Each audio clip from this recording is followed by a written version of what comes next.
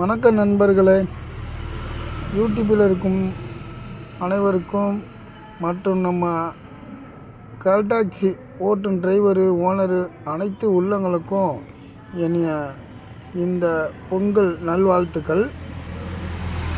நான் சொல்ல போகிற விஷயம் என்னென்னா, ஓலா, ஊஃபர், ராபிட்டை ஓட்டும் அனைத்து டிரைவருங்களும் 100 ரூபாய்க்கு விழுந்துன்னு சொன்னால் குறைஞ்சபட்சம் 30 ரூபா சேர்த்து கொடுத்தா ஓட்டலாம். 150 ரூபாய்க்கு விழுந்துச்சுன்னா குறைஞ்சது 50 ரூபா சேர்த்து கொடுத்தா ஓட்டலாம். 300 ரூபாய்க்கு விழுந்துச்சிங்கன்னா குறைஞ்சது 12 கிலோமீட்டர் போகும்.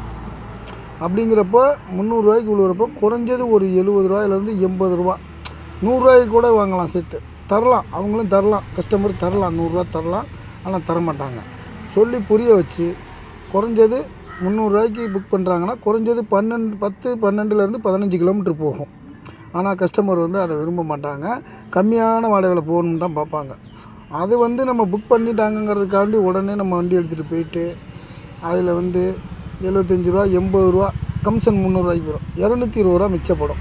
அந்த 220 ரூபாயை வச்சு இன்சூரன்ஸு, எஃப்சி, டாக்ஸி, டிரைவர் சம்பளம், வண்டி வச்சு ஓட்ட முடியாதுங்க.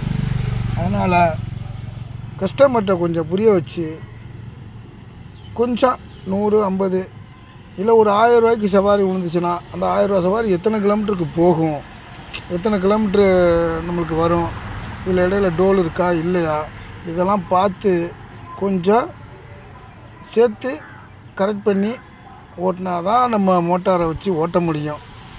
நம்ம மோட்டார் உள்ளங்களுக்கு மட்டும்தான் இந்த பதிவு. இந்த பதிவை கஸ்டமர்கள் யார், வண்டி புக் பண்ணுற கஸ்டமருங்கள் யார் பார்த்தாலும் சரி, மனிதாபிமானத்தோட கொஞ்சம் ஓலாங்கிற ஆப்பில் ஓலா ஆப்புக்காரங்க 100க்கு 25 ரூபா கமிஷன் வாங்குறாங்கிறது இந்த கஸ்டமருங்களுக்கு தெரியாது. அவங்களுக்கு ஃப்ரீயாக புக் பண்ணிக்கிறாங்க.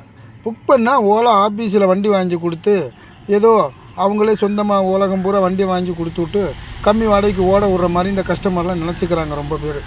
அதுதான் இல்லை. ஒவ்வொருத்தரும் முதல்ல போட்டு வண்டி ஓட்டுறோம்.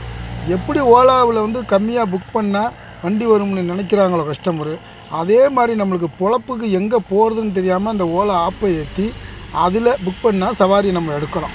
அவங்களுக்கு ஓலா வண்டி டிரைவரு, வண்டி ஓனரு நம்ம கமிஷன் கட்டுறோம். இது அவங்களுக்கு தெரிய மாட்டேங்குது.